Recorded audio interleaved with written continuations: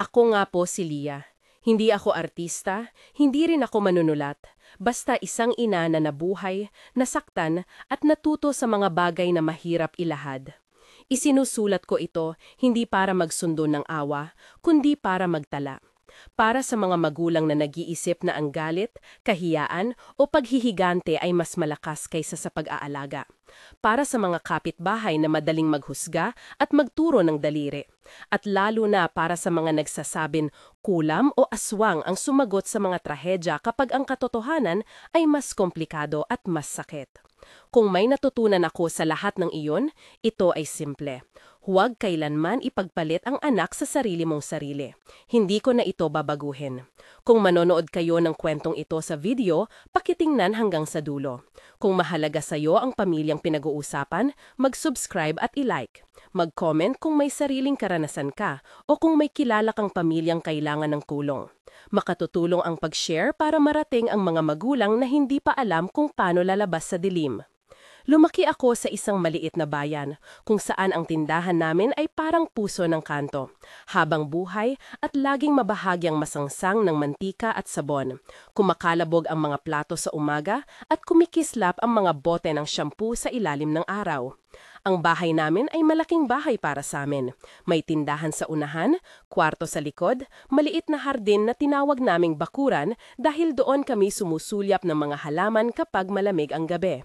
Doon naglaro ang mga anak ko, si Darren, ang panganay na lalaki, at si Anika, ang menor de edad na may maliliit na ngipin at masiglang tawa na para bang ikay laging nasa dapitapon ng isang telenovela.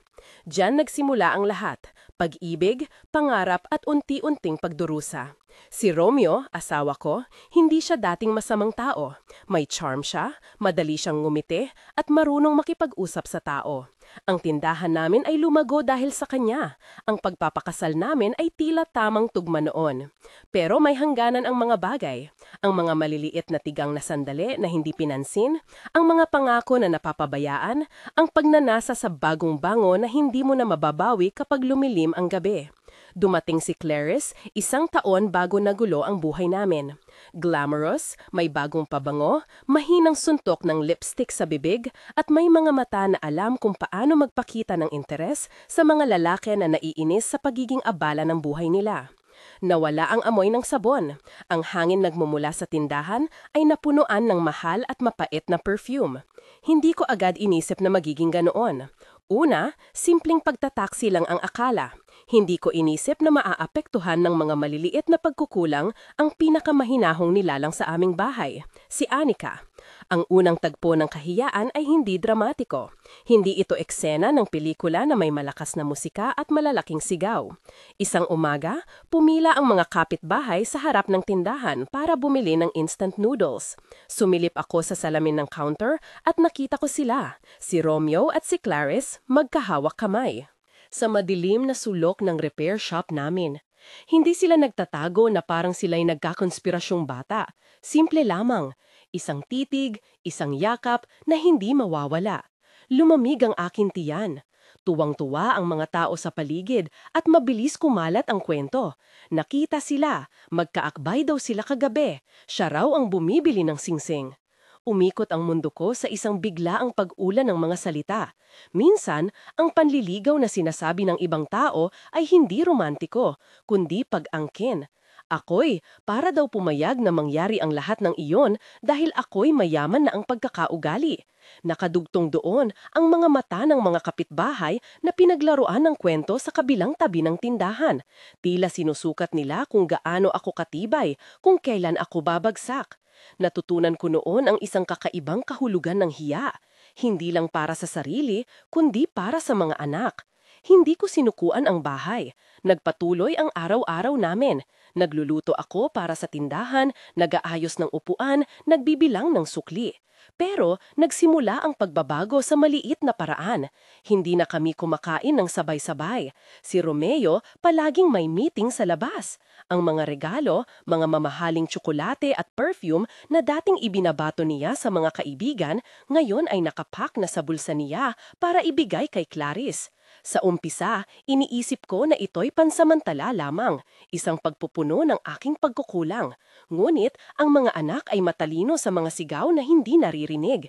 Nakikita nila ang mga bakanting upuan, naririnig nila ang malamig na pag-uwi. Nalalamangan sila ng bulong sa tabi ng tindahan. Si Anika, saan man niya pakawalan ang ngiti, may kakaiba na. Minsan sasabihin niya, "Tita, bakit masarap ang pabango nila?" At tatawa na parang hindi alam ang sakit na pinapasa ng kanyang ina. Minsan naman, magugulat ka sa kanyang katahimikan. Nakatingin siya sa kisame sa lugar kung saan walang anino at bigla siyang babangon at tatakbo papunta sa hardin. Hinahawakan ng mga dahon na parang may hinahanat. Nakita ko siya, bulong niya minsan sa akin, yung babae, puti ang damit. Ako'y titigil. Hinarap ko siya na may buong pag-ibig, inuusap ng dahan-dahan. Ngunit sa likod ng mga simpleng salita ko ay may takot. Hindi dapat makita ng bata ang mga usaping nagmumulto sa bahay. Ang pagtugon ko noon ay pagiging ina lang, pagkain, yakak, paalala sa eskwela. Pero may isang gabi na hindi ko na maitatago ang pagkabalisa. Bumalot sa amin ang isang amoy na hindi ko matuklas, hindi mantika, hindi sabon, kundi isang mabigat at malinamnam na kandila na humahalo sa amoy ng nabubulok na dahon. Nagigising si Anika sa gitna ng gabi at umiiyak ng walang dahilan. May sombrero siya, sabi niya, may sombrero at mahabang buhok. Hindi ko na kinaya. Kinabukasan, pinabilis ko ang pag-aayos ng kwarto niya. Inalis ko ang mga laruan na parang pagiging malikot. Naglinis ng kwarto na parang mahugasan ko ang mga hindi magandang alaala. Hindi nawawala ang mga bulong ng kapitbahay. Iyon ang kabit niya, sabi ng isang matandang babae sa palengke. Pabango pa, may mga damit na puti. Baka may iba siyang ginagawa sa gabi. Minsan, ang sagot sa kahihiyan ay gawing alamat. Mas madali sa lalaki na sabihin na siya'y inakit ng mga espiritu kaysa harapin ang sarili. Mas madali rin sa atin na maniwala sa mga alamat kaysa sa masakit na totoo, na may taong nagkulang, na may pag-ibig na nauwi sa paglayo, na may responsibilidad na hindi na pinili. Lumipas ang mga buwan at hindi humupa ang tensyon. Si Clarice ay naging malakas na presensya. Pumapasok sa tindahan, pinipili ang candy para sa anak na hindi niya anak. Tinatawanan siya ng mga panalong kabataan sa barangay. Ang bagay na hindi raw napapansin ng iba, ang maliliit na detalye, ay nagiging malaking sugat sa araw-araw kong buhay. Sinimulan niyang umupo sa sulog na palagi kong nililinis. Umiinom ng siya sa tasa na dati sa akin. Minsay, nagiiwan ng lipstick stain sa kurtina. Nagtataka ako kung bakit ako ang napipilitan na magpakatatag. Siguro dahil sa aming mga bata, siguro dahil sa pride, siguro dahil takot ako sa pagbabago. Ngulit ang takot na iyon ay palitan ng galit ng maglaon. Minsan, hindi ko na napigilan ang sarili. Nagsimulang magtangkang magtanong kay Romeo sa gitna ng gabi, hinahangos ang mga tanong na parang nakaipit sa lalamunan. Ano to? Hindi mo ba nakikita ang ginagawa niya sa harap namin? Hindi mo ba nararamdaman kung gaano nasasaktan ng mga anak? Siya'y magbubutas ng mga sagot na parang hindi alam kung bakit siya napupwesto sa problema. Hindi mo naman ako alintana. Hindi mo naman ako pinapansin. Ang mga salita niya ay parang bubong na unti-unting bumabagsak. Mga dahilan na bilog at walang laman. Ang pinakamasakit sa lahat ay nangyari hindi sa araw ng sigalot, kundi sa isang umaga nang dalhin ni Anika ang isang piraso ng tela sa akin. May naputlang bahid ng puting hibla at may amoy ng perfume. Ito ba ang damit niya? Tanong ko, at umiiyak siya ng tahimik, hindi nangangarap na ipinaliwanag sa akin ang kanyang batahirap na pag-isip. Hindi, sagot niya, pero alala niya sa akin. At doon sa isang nakadilim na kusina, napuno ang aking luha ng galit na hindi na lamang pighati. May bahagi na ayaw ng magpatawad. Hindi naging madali ang sumunod na yugto. Nakilala namin si Nanay Dina, ang ina ni Romeo. Hindi higit sa isang lola, ngunit may mga kamay na tila may ginamit na salita at paningin na tumitimo sa ugat ng bayan. Siya'y tahimik at sa unang tingin ay tila payak, balonglog, may lambat sa ilalim ng may maliit na kubo, nagluto ng puto minsan sa fiesta. Ngulit may mga lihim siya. Ang mga matatandang kapitbahay ay nagbiro na magkamukha siya ng mga sinaunang kwento. Hindi ko agad pinansin hanggang sa napansin ko na may nagiging kakaiba kay Anika. Maging si Mang Boboy, ang albularyo na kilala ng ilang kapitbahay, ay napasama sa buhay namin. Hindi dahil ako'y naniwala sa mga ritual, kundi dahil wala na akong ibang mapuntahan. Dahil sa gawain ko, may mga tao na dumaraan sa tindahan na nag-aalok ng tulong. May tumatanging bulong na subukan mo kayang kumalap ng tulong sa aron albularyo. At sa simpleng pagkapagod ng puso ko, pumayag ako. Hindi kami nagtrabaho na para turuan ang mga susi ng mundo, ngunit nagpunta kami doon na may pag-asa na mapigilan ang paglala ng pag-iiyak ni Anika. Ipinakita ni Mang Buboy ang isang paraan. Minsan, nagigipit ang mga bata dahil may halong galit sa loob ng bahay, sabi niya. Hindi naman palaging demonyo, pero may hindi magandang naiwan sa paligid. Hindi ako naniniwala sa lahat, ngunit gusto kong maniwala sa kahit ano na magpapaluwag ng loob ni Anika. Ang kanyang pamamaraan ay hindi nagtuturo ng hakbang-hakbang, kundi mga usapan na magpapabukas. Pag-uusap tungkol sa mga larawan, pagbabago ng espasyo, paglalagay ng bagong tela sa kwarto, mga simbolikong bagay na parang sinasabi, babaguhin natin ang lugar mo. Tinanggap ko iyon bilang isang uri ng terapyang gawa sa pananampalataya at ritual, ngunit nagbabadya na may mas malalim na hangganan ang tiwala namin doon. Muli, hindi natigil ang pangiinsulto mula sa mga tao. Kung pinuno mo ng bagong tela ang kwarto, babawi ba yung babae? Usap ng mga magtitingya sa tapat ng tindahan. Baka naman hindi sapat, Lia. Minsan gusto kong sumigaw at sabihing ang sakit ko ay hindi panggagamot sa marka ng publiko. Mulit kapag ang tinig ng luha ng anak mo na sinasabing nakikita ang isang babae sa kisame ang umaalingaw nga sa kwarto, hindi ka na gumawa ng dahan-dahang pagpatawad. Napuno ang isip ko ng mga tanong, hanggang saan ako magpapakumbaba? Hanggang saan ako magtitiis para sa mga bata? At ano ang magiging ganti sa pagkukulang ng isang ama? Ang una naming malaking pag-ikot patungo sa trahedya ay nangyari isang gabi na walang buwan. Ang gabi ay parang malagkit na tela, malamig, nangingitim, walang liwanag sa kalangitan ni kahit isang bituin. Alam mong may kakaibang enerhiya kapag ang paligid ay hindi man lang naliliwanag ng mga ilaw ng buwan, parang nakapikit ang bayan. Nagising kami sa bulong sa labas ng pinto. May kumakatok na hindi pamilyar at ang pintuan ng tindahan ay buksan bukas. Sumilip ako at nakita ko si Clarice na nakaputi. Hindi na glamour na may brilyo, kundi mukha niyang malamlam, parang may dugo ang halik sa labi. Sa kanyang kamay may bitbit na maliit na supot, ngunit hindi ito ang inalala ko. Ang mukha niya ang nag-iwan ng bakas sa akin. May kakaibang pagkagaspang, parang may nakakulot na anino sa kanyang mga mata. Lia, bulong niya. Pasok ako sandali. Hindi ako pumayag. Dahan-dahan kong sinara ang pinto at ipinikit ang mga mata. Pinipilit ilihim ang kaba. Nag-ayos ako ng mga komot sa kwarto ni Anika at habang ginagawa ko iyon, naramdaman ko ang mga yapak sa hagdan. Dahan-dahan, may kahinahunan, may pag-angat. Nang bumulong si Anika, may nananawagan, tumigil ako sa pag-ayos. Lumabas ako at nakita kong si Clarice ay lumalakad palayo. Nakita niyang may nakatingin sa kanya at bigla siyang umangat ang kamay parang nakaalis ng balabal. Lumiko siya at naglakad patungo sa madilim. Hindi ko alam kung bakit nanginginig ang tuhod ko. Kinabukasan, sumumpo ang mga tsismises. Nakakita raw siya ng aswang kagabi. Nahila raw siya palayo ng aswang. Natawa ang mga tao sa kanto, may kaba sa tono, may paniniwala sa bibig ng bawat isa. Ako'y nanatiling tahimik. Alam kong may kakaibang nangyari dahil kakaiba rin ang hitsura ng bahay namin mula noon. Parang may bakas na iniwan sa hangin. Anika, mula noon, nagbago.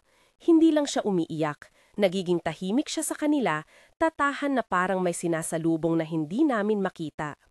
Nanay, sabi niya minsan sa akin habang naglalaro sa hardin, bakit hindi mo pinipigilan na pumasok siya? Bakit hindi mo sinasabi ang ayaw mo sa kanya?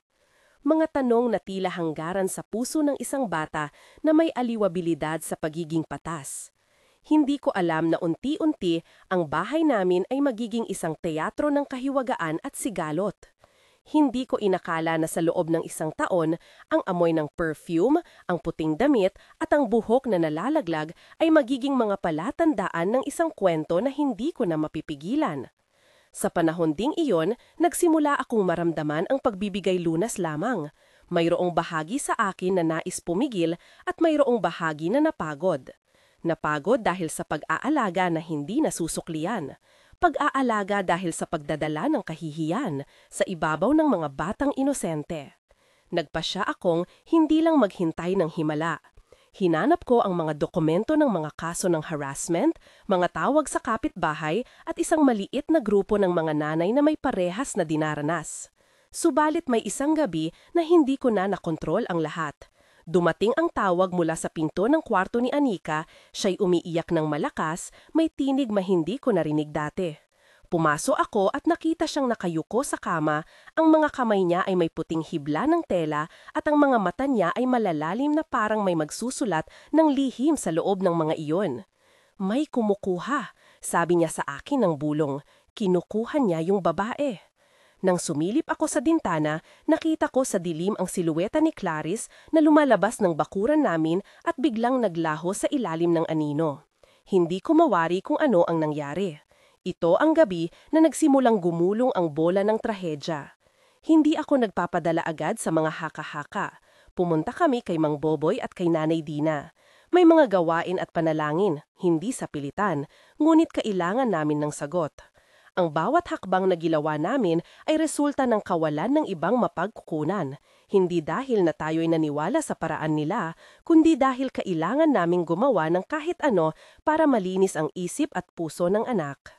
Sa isang umaga, dinala ni Mang Boboy ang isang maliit na bagay sa tindahan namin. Hindi ko ilalarawan ang detalye, hindi dahil takot akong magkwento, kundi dahil ayaw kong magturo ng ritual. Ngunit, ang simbolong iyon ay nagbigay ng pansamantalang ginhawa kay Anika. Umiiyak siya ng tahimik at sinimulan ang pagtulog ng mahimbing sa loob ng ilang linggo.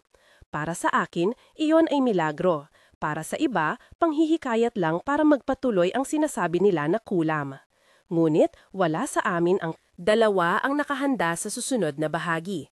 May mga gabi pa rin na muli niyang sinasabing may nakakita sa kanya. Puting damit, mahabang buhok at isang babae na naglalakad sa kisame. Ang bagay na ito ay nagiging paulit-ulit na motif. Buhok, puting damit, perfume. Sabi ko noon sa sarili ko na mapapagod din kami, ngunit hindi iyon nangyari. Sa halip, nag-igting ang tensyon sa bahay at ang mga maliliit na pira-pirasong bakas ay nauwi sa isang malaking pagputok na hindi na kayang pigilan. Lumipas ang ilang buwan at nagbago ang takbo ng aming buhay na parang hindi na natutunan ng nakaraan. Pinilit ko ang sarili ko na maging matatag para sa mga bata. Nag-aral si Darren ng masigasig, nagsumikap sa paaralan, ngunit may lungkot sa mga mata niya na nagmumula sa prioridad na kinailangan niyang akuin, maging malakal sa labas kahit sugatan sa loob. Si Anika naman, ang anak na palaging may kalambutan, ay unti-unting nagiging hindi maintindihan. Mayroon siyang mga sandaling tila hindi niya kontrolado ang sarili. Biglang sumisigaw sa gitna ng gabi, kumakagat sa sariling kamay, o dumudula sa estilo ng pagtawa na parang may iba sa katawan niya. Ito ang puntong nagsimulang magbago ang pananaw namin. Hindi lang ito simpleng galit na dulot ng kabit, may lumalalim na sugat sa loob ng bata.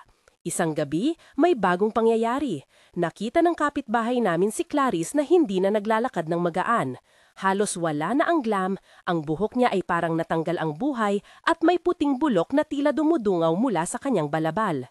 Hindi ako nakakita ng personal, nakita ko lang ang mga tibok ng ulo ng kapitbahay ko habang binabalita niya ang nakita. Nahila daw siya, sabi nila, nahila ng aswang. Sa bayan namin, ang salitang aswang ay parang isang pampamanhid. Kahit hindi mo paniwalaan, nag-aalangan kang ibasura ito dahil alam mong mahirap ang magpaliwanag sa mga nangyayari. Ngunit ako, sa likod ng mga tanong, ay nagsimulang magtanong ng iba. Bakit magkakasunod ang mga bagay? Bakit tila may pattern sa mga simbolo? At higit sa lahat, bakit ang anak ko ang natatawa ng mga di-abatan? Doon natapos ang gabi ng walang buwan, hindi sa isang dramatikong pagbangon, kundi sa isang tahimik, malungkot na pagbabago. Nagising ako nang may hawak na papel sa hukbo ng mga kapitbahay, isang talaan ng mga pangyayaring nag-umpisa mula sa maliik hanggang sa malaki. Habang binabasa ko, naramdaman ko ang lamig sa aking mga kamay. Alam kong may mas mabibigat pa na darating at hindi ako handa. Ngunit sa likod ng takot, may lumitaw din, isang determinasyon. Hindi daradagsain ang aking mga anak ng mga lihim at alamat na hindi nila dapat pasanin. Kailangan malaman namin ang totoo at kung may kulam man o sakit na hindi namin nakikita, haharapin namin ito ng hindi nakasalayay lamang sa bulong at tsismis. Hindi ko rin inakala na ang susunod na pangyayari ay magpapaakyat sa amin sa bingit ng isang bagay na hindi na namin matatawag na pangkaraniwan. Nagkaroon ng insidente na nagbabago ng lahat. Isang gabing walang buwan, isang pagsigaw na dumaan ng gadi sa hangin, at isang pangyayaring maglalagay sa amin sa harap ng isang batas, at isang salamin ng sariling pagkakasala. Ngunit iyon ay susunod sa mga susunod na gabi, at kailangang ihanda ang ating sarili sa tunog ng pag-iyak, sa amoy ng perfume na nagtatago ng bakas, at sa buhok na napupunit mula sa hugis ng pag-asa. Gabi ring iyon, nang magdilim ang kalye at ang mga ilaw ng kapitbahayan ay tila nagpipigil sa paghinga, may kumalat na sigaw, hindi pa man malinaw kung kanino. Sumalpok ito sa katahimikan, tumagos sa dingding ng bahay namin at ginising kami. Tumalon ako mula sa kama, naglakad sa sahig na may malamig na tiles at bumakas ang pinto ng kwarto ni Anika. Walang tao roon.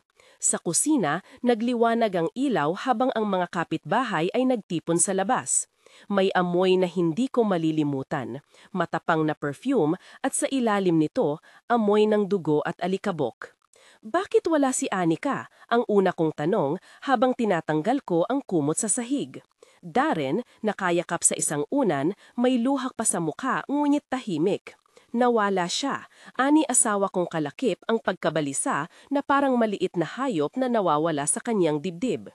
Ang kapitbahay na si Aling Menda ang unang lumabas at humakbang palayo nang makita niya ang tatawang pinagmumulan ng sigaw. Si Clarice na nakahandusay sa gilid ng kalsada, ang puting damit na dati mukhang malinis ay natabunan ng dumi at natigil ang buhok na tila punit-punit. May buhok din na nakadikit sa palad niya at may mga bakas ng paghila sa palibot ng kanya balabal. Sumisigaw ang mga tao nang makita iyon. May sumingit na pulis, 2 kapulisan na tila inaasahan ng bayan sa anumang gulo. At may tumawag pa ng ambulansya. Ang ilaw ng flashlight ay naglalaro sa mukha ni Clarice, matigas pero may takot, parang may hindi na natapos na kwento ang mga mata niya. Nang kumilos siya at tumingin sa amin, sa akin, may nagbago sa loob ko. Ang paningin niya parang sumalamin ng isang bagay na ipinikit ko na kailanman ang aking sariling pagkakasala. Ang gabi ng galit, ang mga putik na iniwan ko sa puso ng aking mga anak dahil sa mga aksyon kong walang inisip. Sinong huling nakausap sa kanya? Tanong ng pulis, direktang tumutok sa amin. Walang masyadong sagot. Ang kapitbahay na nagbalita noon ay nagsalita na lang tungkol sa mga panaginip ni Anika, tungkol sa pulang ilaw na tumatawid sa ilalim ng pintuan, tungkol sa buhok at maskulado nitong ginagaya sa gabi. Mga detalye na sa amin ay kailanman ay umiikot sa katahimikan ng bahay.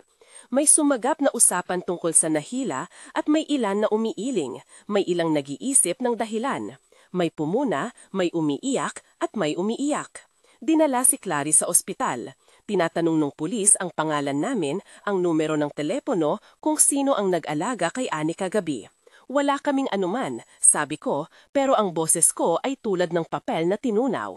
Nagulat ako nang isa sa mga pulis ay nagtanong kung may ginagamit kami, anumang ritual o gamot na maaaring nagpalala sa anak.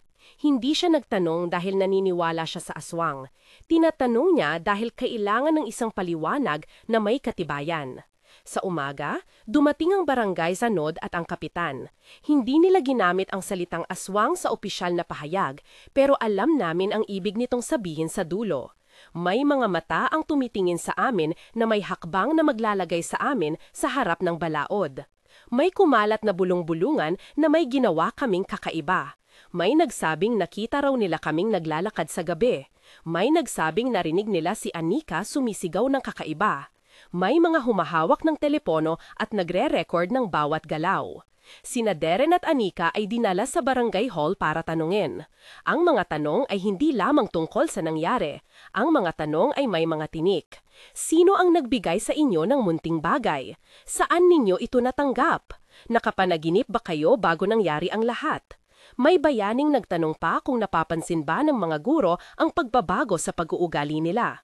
Ang akusasyon ay hindi pa formal, ngunit ramdam mo na ang pagtingin ng bayan ay mabigat, parang may hawak na batong tataob sa iyo sa oras ng isang maling kilos. Ako, sa harap ng lahat ng iyon, ay may sarili kong dinadala, ang pag-amin sa natitirang lihim. Hindi dahil wala na akong hiya, kundi dahil kailangan kong ilantad kung ano ang ginawa namin para iligtas si Anika. Ang maliit na bagay na dinala ni Mang Buboy, ang amuletang nagbigay ng pansamantalang kapayapaan, ang halo-halong desperasyon na humantong sa paglabag sa mga limitasyon na akala ko ay makakatulong. Inamin ko iyon sa isang mahinang sandali. Hindi ko inaasahan na magsisilbing susi ito para ilang tao na isuplong kami sa mas mabigat na usaping legal. Pag-aalala ng kapitbahay, pagdududa ng barangay, at posibleng interbensyon mula sa social welfare. Ang social worker mula sa munisipyo ay dumating ng may mahinahong boses. Hindi siya naniniwala agad sa mga alamat, ngunit naniniwala siya sa pattern. Pagbabago sa pag-uugali ng bata, ulat ng pananakit at ang isang kapitbahay na nagwawalang bahala. Piliin nilang gawin ang kanilang trabaho sa paraan ng mga papel at pirma, pagsusuri sa bahay, pakikipag-interview sa mga guro, pag-order ng isang medical check-up para kay Anika. Hindi iyon simpleng hakbang. Ang ibig sabihin nito ay may formal na pagtingin sa kakayahan naming mag-alaga at may mas mahaba pang proseso na maaaring humantong sa pansamantalang pag-alis ng bata mula sa amin kung makita nilang delikado ang kani-kanilang kalagayan. Sa loob ko, isang malalim na sindak ang lumubog.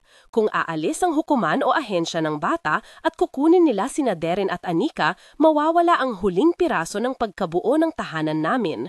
Ngunit, alam ko rin na hindi ako pwedeng magpahintulot na maipulak ang aming anak sa panganib dahil lang ayaw kong harapin ang konsekwensya ng aking mga nagawa. Ang batas, sa isang paraan, ay nagsilbing salamin. Pinapakita nito hindi lamang ang pagkakasala ng isa, kundi pati na rin ang kapabayaan at pagkukulang na pinili kong ipion. Takot at kahihiyan. Ang unang hakbang ng aming depensa ay hindi panunutol sa alegasyon. Ito ay paghanap ng katotohanan. Inusisa namin ang gabi. Saan huling nakita si Anika? Sino ang mga dumaan sa aming bakuran? Ano ang mga marka sa katawan ni Clarice? Ang maliit na bagay na dinala ni Mang Boboy ay kinuha at inilagay sa isang maliit na plastic bag kasama ang talaan ng kung paano at kailan ito ibinigay. Ang pulis ay nagfoto ng bakuran at ng gate at ang mga kapitbahay ay hinilinggang magsulat ng kanilang obserbasyon. May ilan na tahimik, may ilan na ang turo ay marahas. Higit sa lahat, sinabi ko rin ang pinakamahirap, ang totoo tungkol sa aming relasyon noon, ang kwento ng pagkakanulo, ang pag-alis ng tiwala, ang mga gabi na ako'y nagparamdam na mas malaki ang mundo sa labas kesa sa loob ng aming tahanan. Hindi ito paliwanag, ito ay napakalinaw na dahilan kung bakit hindi ko naprotektahan ang kanilang diwa sa simula. Nang sinabi ko ito sa harap ng kapitan at ng social worker, ang mga mata ni Darren ay tumigil at bumukas. May luha at galit at isang tanong, "Bakit mama?" Walang simpleng sagot. Ang wala ring kasiguraduhan ay kung ano ang susunod na gagawin ng bayan. May mga mag-uusap na magtatakda ng susunod na hakbang. May doktor na bubusisi sa mga posibleng dahilan ng kakaibang pag-uugali ni Anika, mga seizure, mga psychiatric episode o bagay na hindi namin alam. Ngunit sa gitna ng lahat ng iyon, may isang bagay na malinaw. Hindi kami pwedeng manahimik at maghintay na ang ibang tao ang magliligtas sa amin. Kailangan naming humarap, maghanap ng tulong na totoo at ipagtanggol ang aming mga anak nang hindi sumuko sa takot. Habang nagsara ang pinto ng barangay hall at nag-alis-alis ng mga dokumento ang mga opisyal, lumabas ako at tumigil sa tabi ng parol na nagpapalubog ng ating daan. Ang hangin ay may halimuyak ng perfume at sa gilid ng aking palad ay natigil ang munting hibla ng buhok na parang paalala. Huminga ako ng malalim at hinawakan ang ulo ni Darren na parang pinupuwersa ang sarili na maging lakas na wala sa loob ko. Papuntahin natin siya sa doktor bukas, sabi ko sa kanya, malakas na boses kahit nanginginig. Hindi tayo titigil hanggang hindi natin nalalaman ang katotohanan. Tumango siya, ngunit sa likod ng mata niya, alam kong may lumalalim na tanong pa. Sino ba ang naglalakad sa kisame ng aming tahanan? At sino ang nagtatago sa dilim, nagiiwan ng buhok at halimuyak na parang marka ng isang bagay na hindi natin lubos na maunawaan? Ang gabi ay di pa tapos. May mga taong nagbabantay at may mga lihim na kailangang buksan. At sa puntong iyon, habang naglalakad kami pauwi, narinig kong muli sa malayo ang isang boses. Mahina, ngunit puno ng pag-iyak na tila tumatangis hindi lamang para kay Clarice, kundi para sa lahat ng nasaktan. Alam ko na ang paglalakbay para sa katotohanan ay sisimulan, hindi sa pagliligtas ng pangalan, kundi sa pagliligtas ng mga puso na nasira. Alam ko, ang susunod na araw ay magliligtas sa amin o maglalagay pa ng mas maraming problema sa aming mesa. Ngunit may isang bagay na tapat, kailangan kong harapin ang aking pagkakasala at gawin ang tamang hakbang. Kailangan kong hanapin si Mang Boboy at hingin ang buong kwento at kailangan naming dalhin si Anika sa doktor, hindi sa bulong lang. Hindi ito simpleng laban-laban sa alamat. Ito ay laban para sa kaligtasan ng aking mga anak at, sa huli, laban sa sarili kong kasalanan. Sa labas ng aming bahay, sa lilim ng isang ilaw na kumukupas, may isang maliit na bagay na nakahimlay sa luta. Isang piraso ng puting tela, may bahid ng perfume. Kinuha ko ito, pinunasan ng marahan at sa loob ng mga daliri ko, naramdaman ko ang bigat ng susunod na hakbang. Humakbang kami pabalik sa loob ng bahay at ang pinto ay nagdikit ng mahiwaga parang may naghintay. Pumasok kami sa loob at dahan-dahang ipinid ko ang pinto. Ang bintana sa sala ay bahagyang bukas at ang malamig na ilaw mula sa labas ay pumipitas sa mga anino ng mga upuan. Si Clarice ay natutulog sa maliit niyang kama, ang mukha niya na kulay pulang-puti sa ilalim ng kumot, tila hindi pa tuluyang kumakawala ang pag-aalboroto ng gabi. Ang buhok niya ay magulo at sa unan may isang maikling hibla, mas manipis at mas madilim kesa sa aking sariling buhok. Pumikit ako at hinawakan ang hibla sa pagitan ng aking daliri. Ang amoy ng perfume na natira sa tela ay mabango pa rin, panandalian ngunit matapang. Umayos muna tayo, mahina kong sabi kay Darren. Magbihis ka, maghanda tayo para sa doktor. Hindi siya tumugon agad. Nakita ko sa kanyang mga mata ang pagod na hindi ko matanggal sa akin. Inihaplos ko ang kanyang buhok at para bang hinuhugot ko ang isang maliit na piraso ng kapanatagan mula sa kanya. Ang mga susi ng aming sasakyan ay nasa mesa. Hindi madalas kaming umalis ng hating gabi, ngunit ngayon ang bawat oras na lumilipas ay isang bagong pagkakataon na may mali sa mundo ng aming mga anak. Bago kami umalis, inimpake ko ang mahiwagang tela, ang piraso ng puti na may bahid ng perfume sa parehong plastic bag na inihanda ng kapitan. Nilagyan ko rin ng maliit na label, nabuhay sa labas ng pintuan, 3:10 a.m. Maliliit na bagay, pero alam ko na sa hukay ng maliliit na bagay na iyon, magsisimula ang isang paghahanap. Tiningnan ko si Clarice ng matagal at sa isang sandalil parang nakita ko sa kanyang pagtulog ang kabataan ko. Ang mga gabi bago ako nagkamali, bago naganap ang lahat. Sa labas, malamig pa rin ang simoy ng hangin. Ang daan papunta sa tindahan ni Mang Boboy ay maikli ngunit puno ng mga ilaw mula sa mga bahay. Ilang kapitbahay ang nag-iinuman, may nag-uusap na malakas, may humahagulgo na asong lumalakad sa gilid. Nang makita namin ang tindahan ni Mang Boboy, nagulat ako na bukas pa rin ito. Nakaupo siya sa isang maliit na upuan, nakatingin sa isang baso mang alak, ang gin. Mukha niya madaling makita ang pagod at takot. Psst, psst, Mang Boboy, tawag ko at naglakad kami papalapit. Tumayo siya nang makita kami. Napapatingin siya sa akin na parang may gusto pang itago. May nakuha ka sa amin kagabi? Tumango siya. Nanginginig ang kamay nang kunin niya mula sa ilalim ng lamesa ang maliit na plastic bag. Dala ko na kanina sa Captain Aling. Ayaw ko talagang makialam eh. Takot ako na baka ako ang masisisi. Kailangan mong sabihin lahat, mariin kong sabi. Anong nakita mo? Sino ang huling dumaan sa bakuran namin? Pinilit niyang tumingin sa aming mga mata. May babae, nakasuot ng mahabang damit, may bango ng perfume kung ano hindi ko talaga maalala brand, matapang ang amoy, may dalang maliit na supot, parang regalo. Lumapit siya sa gate, tumingin sa loob at pagkatapos ay umalis na parang walang nangyari. Ako yata ang huling nakikita sa kanya. Kumawala ang hininga ko ng bahagya. Babae? Ano ang itsura niya? May kilala ka bang ganun sa paligid? Medyo matanda, hindi masyadong bata, maitim na buhok, parang may bagong gupit, may peking ngiti kung titingnan mo. Sagot niya, nanginginig pa ang tinig. Pero may isang lalaki ring dumaan bago yon, nakaitim, nakayelo, parang nagmamadali. Hindi ko pinansin pero parang nagkita sila sa kanto. Ang aking isip agad naglaho sa isang ulap ng posibilidad. Babae at lalaki. Nalabasan ba ang isang estranghero sa baryo? O may magkasabwat na kumilos lihim? Hindi ako sigurado, ngunit isang bagay ang malinaw. Hindi ito simpleng bakasyon ng imahinasyon. Tinuro ni Mang Buboy ang isang direksyon, ang maliit na alley na patungo sa lumang eskinita pabalik sa National Road. Doon sila nagkita, doon ang tahimik na bakuran ng mga lumang bahay, baka may nakakakita pa. Nagpasalamat ako ng mabilis, inayob ko ang isang maliit na papel na may aking numero sa kanya.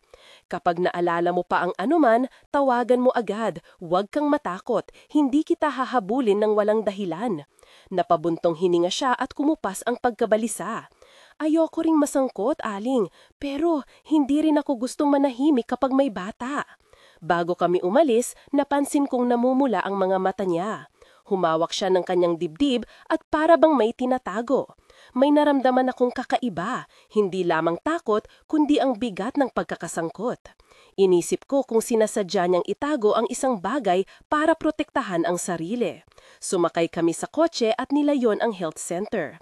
Sa loob, ang mga ilaw ay puti at maliwanag. Ang amoy ng antiseptic ay malakas at may mabigat na pagkakahati ng salita sa hangin.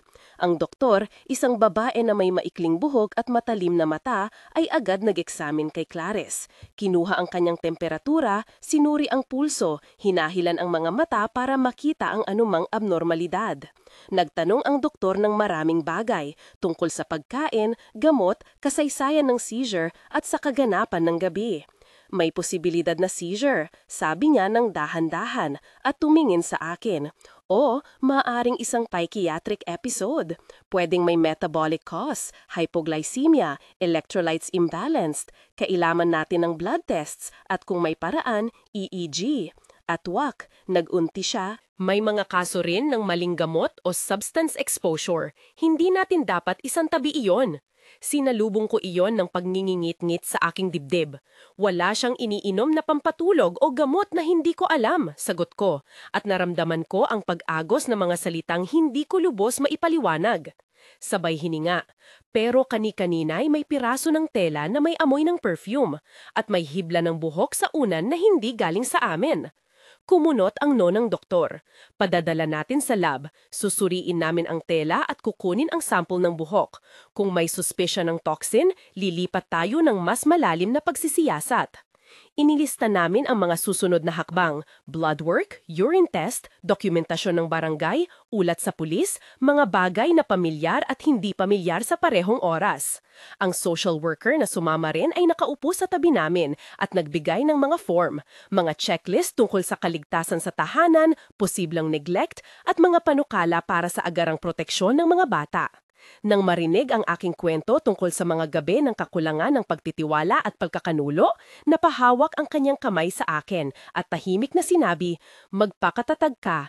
Ito ay hindi pagpaparatang. Ito ay paghahanap ng katotohanan para sa kabutihan ng inyong mga anak." Habang hinihintay ang resulta, umuwi kami dala ang pasilidad na nagiiwan ng isang checklist at paalala ng mga follow-up. Sa daan pa uwi, hindi ako makahinga ng maayos. Umiikot ulit sa isip ko ang mukha ng babae na sinabi ni Mang Buboy at ang tanong ni Darren kagabi, "Bakit, Mama?" Hindi ko naiwasan ang muling agpasok ng alaala, ang gabi nang lumayo ako, ang pag-uwi ko na may ibang halahak at ibang amoy sa aking damit. Hindi ko inakala noon na darating ang oras na ang mga iyon ay gagawing pinto para sa isang panganib sa aking tahanan. Pag-uwi namin, inihanda namin ang kwarto. Naglagay kami ng maliit na ilaw sa tabi ni Clarice para hindi siya matakot. Hinawakan ko ang kanyang maliit na kamay at nagdasal ako ng hindi malinaw ang mga salita. Hiling na iligtas ang kanyang isip, ang kanyang katawahan, ang kanyang pagkabata. Pinanood ko ang kanyang paghinga. Bawat hinga niya ay parang maliit na panalangin.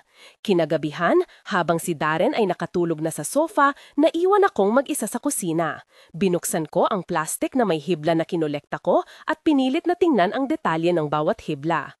May kakaibang kakaunting putik sa dulo, parang natural na langis ng katawan. Inilipat ko ito sa isang maliit na sobra at isinara ng mahigpit. Baka iyon ang magiging piraso ng katotohanan na hahanapin ng pulis. Sumunod na umaga, nagpunta ulit kami sa barangay. Ang kapitan at ang pulis na unang naroon ay nagpakita ng ilang bagong detalye. May isang babae pang nasaksihan ng kapitbahay na umalis galing sa isang bahay malapit lang. Ang pangalan ng bahay at alamat ay tumunog sa akin. Ang bahay ng dating kasambahay namin dati, isang lugar na matagal na sanang hindi ko pinuntahan. Ang pangalan ng may-ari, Aling Vina, ay tumama sa akin ng parang sigaw ng kulang na alaala. Habang nag-uusap kami, dumating ang isang korteng lalaki, isang tito sa kanto, na may dalang isang maliit na sobre. Ipinadala ito ng isang delivery rider, sabi niya, iniabot ang sobre sa kapitan. Ang sulat ay blankong kartolina na may tatak na hindi namin kilala at isang bahid ng perfume sa gilid. Nang bahagyang amuyin ng kapitan ang sulat, tumigok siya at tumungin sa amin. Iyan ang same na bango, mahina niyang sabi. Ang mundo ko ay lumalabo. Ang isang delivery? Sino ang magpapadala ng sulat na may perfume sa baryo? At bakit malagkit ang koneksyon nito sa gabi ng kaguluhan? Ang isip ko ay naglutang sa mga posibleng dahilan, pagmamanipulasyon, pananakot o isang taong naglalaro ng isang laro na hindi ko pa natututunan ang mga alituntunin. Habang pinagdidiskusyonan ng kapitan at ng pulis ang mga posibilidad, ako ay napakapit sa isang ideya. Kailangan kong makita ang bahay ni Aling Vina. Maaaring mayroon siyang impormasyon o maaari rin siyang buhay ng isang lihim na nag-uugnay sa gabi ng may mabangong amoy. Naglakad ako papunta sa kalsada, patungo sa lumang bahay. Sa paligid, mga kapitbahay ay nagmamasid mula sa kanilang mga pintuan. Ang usap-usapan ay mabilis na umiikot. May nagsasabi na nakita nila ang isang babae, may nagsasabi na may mga dayuhan sa kanto. Ang lumang bakod ng bahay ni Aling Vina ay may mga palamuting gawa sa kawayan. Ang gate ay bahagyang nakabukas. Tumunog ang aking puso nang kumatok ako. Isang matandang babae ang bumukas, nakasuot ng payong at may mga mata na tila nasanay nang makita ang maraming tao. "O, anong kailangan ninyo?" tanong niya. Ngunit ang boses niya ay hindi mabilis, may alon ng pagdududa. "Ako po nagsimulang sabihin ko, ngunit naantala ako sa dami ng mga taon na dumaan mula ng ulit. "Maaari po ba akong makausap si Aling Vina?" Tumingin siya sa akin na parang kinikimkim ang sikreto. "Wala si Aling Vina ngayon," sabi niya. "Umalis siya kahapon ng gabi. May dala raw siyang maliit na supot. Kung may kailangan, subukan ninyo sa kapitbahay niya sa kanan." Sumunod ako sa direksyon at sa kabilang bahay may batang babae na nagwawalis ang nagbukas. Nang marinig ang pangalan ni Aling Vina, ang mga mata niya ay lumaki. "Tatay, may lalaki kanina nagtatanang tungkol sa kanya, pero may babae ring nag-uwi ng isang supot kahapon ng gabi, nagmamadali daw." Ang sunod-sunod na pahiwatig ay parang mga butil ng buhangin na unti-unting bumubuo ng larawan. Hindi malinaw, hindi kompleto, ngunit umiikot sa iisang gitna. Sino ba talaga si Aling Vina? Ano ang ugnayan niya sa perfume, sa tela at sa hibla ng buhok sa una ni Clarice?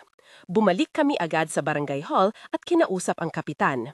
Binigay namin ang impormasyon tungkol sa bahay ni Aling Vina at sa sino mang nakita sa paligid. Habang naririnig nila ang mga detalye, ang kanilang mukha ay nagpakita ng pagkabahala. Kailangan nating mahanap siya, sabi ng kapitan. Kung may kinalaman siya sa insidente, siya ay mahalagang tao sa investigasyon. Nagpasya kami na mag-ikot sa lugar dahil ang mga susi ay nasa mga mata ng kapitbahay at ang bawat maliit na pahiwatig ay maaaring magdala sa amin sa isang hakbang palapit sa katotohanan. Ngunit bago kami bumangon, dumating ang tawag mula sa klinika. Natapos na ang paunang blood work at may ilang abnormalidad, bahagya ngunit hindi pangkaraniwan. Kailangan namin ng karagdagang pagsusuri at agarang follow-up. Ang takbo ng mga pangyayari ay tila papibilis. Ang gabi ng amoy ng perfume ay hindi na lamang isang kusang pangyayari. Ito ay isang maliliit na piraso ng bagay na may layunin. At kami ay nasa gitna ng isang laro kung saan ang panuntunan ay hindi namin alam. Pumayag ako sa kapitan na magtalaga ng 2 pulis para mag-imbestiga at nagpasya rin kaming magdala muna ng karagdagang proteksyon sa bahay, isang maliit na bakod ng mga mata at isang listahan ng mga taong pwedeng tawagan kung may kakaiba. Habang nagpakalat ang mga pulis sa kanto-kanto, pumunta ako uli sa aming tahanan upang tiyakin na ligtas ang mga bata. Habang inaayos ko ang mga gamit ni Clarice, napansin ko sa kanyang maliit na kama ang isang maliit na piraso ng tela na kapareho ng napulot ko kagabi, bahagyang namasa ng luha. Isinubo ko ito sa aking dibdib at bumalik sa kusina kung saan nagkaroon ng panahong mag-isip muli. Ang mga kasalanan ko, ang mga nagdaan na dahilan ng bakas na ito sa aming pamilya ay tila pumapatong sa bawat bagong ulap ng pangyayaring ito. Ngunit may iba akong nararamdaman ngayon. Hindi sapat ang pagsisisi. Kailangan kong kumilos. Kailangan kong maging ilaw sa isang kwarto na napuno ng kadiliman. Si Darren ay lumapit habang inaayos ko ang bag ng ospital. Mama, mahiya niyang sabi, kinausap na ba natin si Mang Boboy ng ayos? Baka may takot talaga siya. Tumango ako. Oo, ngunit kailangan nating humawak ng may ungat. May mga taong natatakot. May mga taong gumagawa rin ng takot. Kinuha ko ang kamay niya ng mahigpit. Sabay tayo, hindi kita iiwan. Sa labas, ang araw ay nag-uumapaw na liwanag. Tila walang tanda ng kung ano ang nangyari kagabi. Ngunit alam ko na sa ilalim ng araw na iyon, may gumagalaw na mga anino ng mga taong may motibo, ng mga lihim na kumakapit sa amoy ng perfume at ng mga bakas ng hibla na naglalaman ng katotohanan. Hindi ako magpapabaya. Para kay Clarice, para kay Darren at para sa sarili kong paglilinis, sisikapin kong hilahin ang bawat hibla ng katotohanan at ilantad ang nagkukubli. Inayos namin ang schedule para sa susunod na pagsusuri at inalagaan namin ang maliit na bahay na parang pugad na maaaring atakihin. Ngunit bago makatapos ang araw, may isang bagay na bumula sa akin. Isang lumang kaalaman sa katawan ng isang ina. Ang mga sundalo ng lihim ay hindi laging dumarating sa liwanag ng araw. Sila'y gumagalaw sa pagitan ng amoy at anino at sa gabi muling babalik. Habang nagpapatuloy ang paghanda, nagpasya akong umikot pa rin sa eskinita na tinuro ni Mang Boboy, hindi para maghintay ng sagot, kundi para hanapin ang anumang maliit na bakas na naiwan. Sa likod ng isang lumang pader, may isang maliit na kubo na tila pinaglipasan ng panahon. Sa loob, may nakalagay na supot, parang isang supap ng regalo na bahagyang basag. May bahid ng perfume sa gilid nito. Nang haplusin ko, parang kumapit ang hanging iyon sa aking mga daliri, pamilyar at malagkit. Tumigil ako at sa sandaling iyon ay may isang boses sa dilim. Hinahanap ninyo ang mga nawawala? Ito'y malalim at malamlam.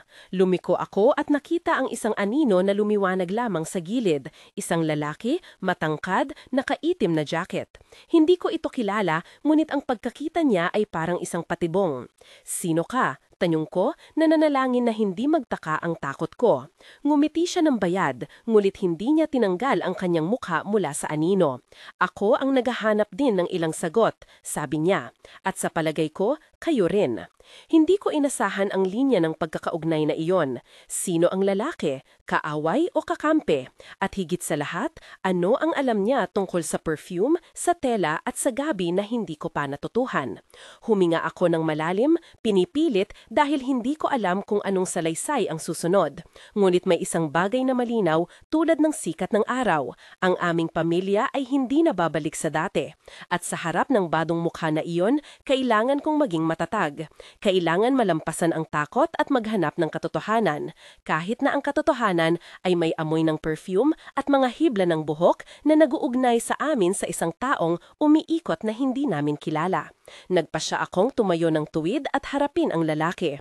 Kung may alam ka, sabihin mo, mahinang sabi ko, ngunit may tinig sa dibdib na nag-utos, huwag magpabaya, huwag magtiwala ng basta-basta. Ngumiti uli ang lalaki, pero ngayon may tinig sa tinig niya. May mga bagay na hindi gaanong simple at minsan ang paglalantad sa kanila ay mas mapanganib kaysa ang pagtitiis. Ngunit kung handa kayong sumama, may daan ako patungo sa isang lugar kung saan malalaman ninyo ang unang piraso ng katotohanan. Sa likod ko, naramdaman ko ang bigat ng responsibilidad, hindi lamang bilang isang ina, kundi bilang isang taong may pinagmulang kahinaan. Kung tatapusin ko ito, maaaring mawawala ang ilan sa amin. Kung hindi ko tatapusin, baka mawawala ang lahat.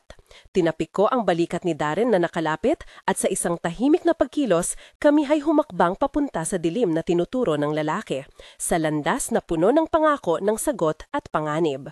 Alam ko na may nagmamasid sa amin sa malayo, naramdaman ko ang mga matang nagtatala ng aming paggalaw.